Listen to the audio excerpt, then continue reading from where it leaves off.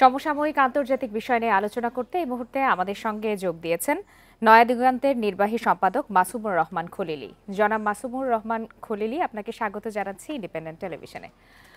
সমসাময়িক বিষয় বলতে আন্তর্জাতিক বিষয় হিসাবে আমি শুরুতে আপনার কাছে গাজা প্রসঙ্গে একটু জানতে চাই যে গাজায় এক সপ্তাহের মধ্যে যুদ্ধবিরতি হবে এমনটি গতকালও জানিয়েছেন ডোনাল্ড ট্রাম্প, কিন্তু যুদ্ধবিরতি তো হচ্ছে না। এর আগেও তিনি এ ধরনের কথাবার্তা বলেছেন। এ বিষয়ে আপনার মূল্যায়ন জানতে চাই।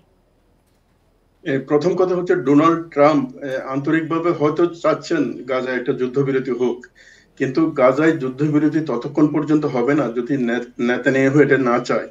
আর নেতানিয়াহু যেসব শর্তগুলো দিচ্ছেন, এতে গাজায় যুদ্ধবিরতি হওয়া কঠিন। কারণ নেতানিয়াহু চাচ্ছেন হচ্ছে হামাস এবং ইসলামিক জেহাদ যারা ওখানে প্রতিরোধের জন্য লড়াই করছে তারা অস্ত্র সংবরণ করুক এবং তারা চলে যাক। অন্যদিকে হামাস এবং ইসলামী জেহাদের 4টা পরিষ্কার শর্ত আছে।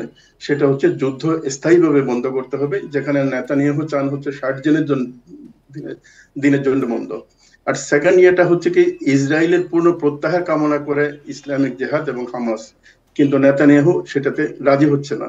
তাদের 3 নম্বর শর্তটা হচ্ছে কি, তাদের যে সীমান্ত ক্রসিং যেটা আছে সেটা পরিষ্কার খুলে দিতে হবে।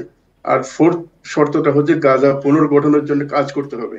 এই শর্তগুলো আসলে প্রতিরোধ আন্দোলনের একটা মিনিমাম শর্ত। এই শর্তগুলো না মানলে ট্রাম্প যতবারই বলুক না কেন এখানে একটা যুদ্ধবিরতি হবে, সেটা সম্ভব না। সেক্ষেত্রে অন্যদিকে ট্রাম্প চাইলেও আর নেতানিয়াহু না চাইলেও সেটি কি আসলে যুদ্ধবিরতির ক্ষেত্রে বড় বাধা? কারণ বড় প্রভাবক তো সবাই জানে যে ডোনাল্ড ট্রাম্প। ঠিকই বলেছেন আপনি, ডোনাল্ড ট্রাম্পই বড় প্রভাবক, কিন্তু ডোনাল্ড ট্রাম্প এমন পজিশনে নেই যে উনি ইসরায়েলকে যুদ্ধ বিরতি চাপিয়ে দিতে পারবেন।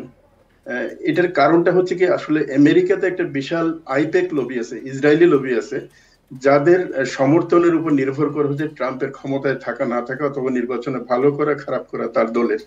এসব কারণে ট্রাম্প ইচ্ছা যুদ্ধবিরতি করতে পারবেন এমন কোনো গ্যারান্টি নেই। তো যেটা বলছিলাম সেটা হচ্ছে কি, নেতানিয়াহু না চাইলে আসলে এটা হবে না। আর নেতানিয়াহুর যে ইচ্ছাটা আমরা দেখতে পাই সেটা হচ্ছে উনি চাচ্ছেন গাজা থেকে ফিলিস্তিনি যারা আছে তাদেরকে অন্যত্র সরিয়ে নেওয়া হোক, যেটা কোনো ক্রমেই আরব রাষ্ট্রগুলো এবং প্রতিরোধ সংগঠনগুলো চাইছে না।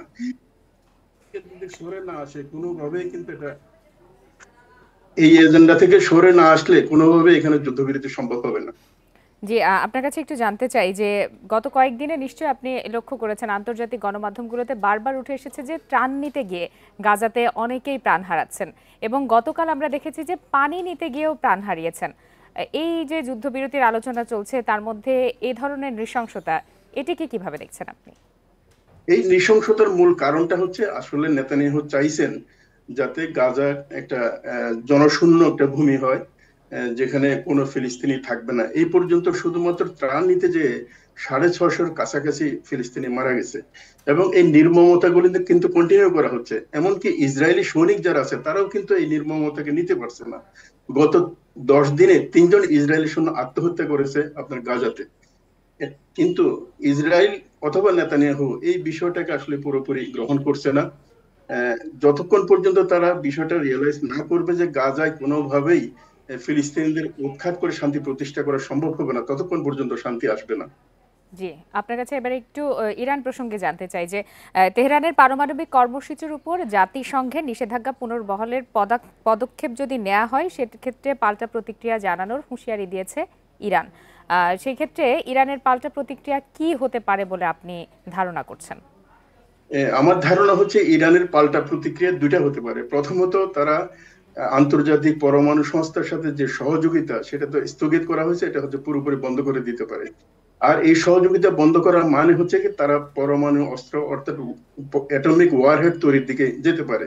সেটা যদি যায় তাহলে তারা এই পরমাণু প্রযুক্তি অ্যাচিভ করার পরে দুটো কাজ করতে পারে। একটা হচ্ছে তারা নিজেদেরকে পরমাণু শক্তিধর দেশ হিসেবে ঘোষণা করতে পারে, অথবা ইসরায়েলের মতো পরমাণু শক্তিধর হবে কিন্তু ঘোষণা দিবে না, এটা হতে পারে। এর বাইরে আরেকটা জিনিস দেখি, সেটা হচ্ছে আজকে ইসরায়েল যদি ইরানে পরমাণু ক্ষেত্রে আবার হামলা করে তাহলে ইরান পাল্টা আঘাত করবে ইসরায়েলের পরমাণু প্রকল্পে।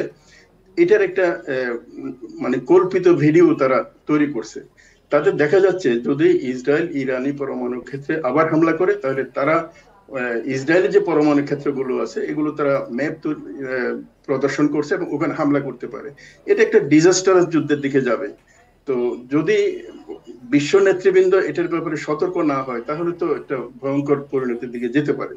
জি, মাসুমুর রহমান, আপনার কাছে এবারে একটু আমি রাশিয়া প্রসঙ্গে আসতে চাই যে ডোনাল্ড ট্রাম্প জানিয়েছেন 50 দিনের মধ্যে ইউক্রেনের যুদ্ধবিরতি চুক্তি না হলে রাশিয়ার উপর তিনি কঠোর শুল্ক আরোপ করবেন এবং রাশিয়ার সাথে যারা বাণিজ্যিকভাবে জড়িত থাকবেন তাদেরও এই শুল্কের আওতায় আসতে হবে।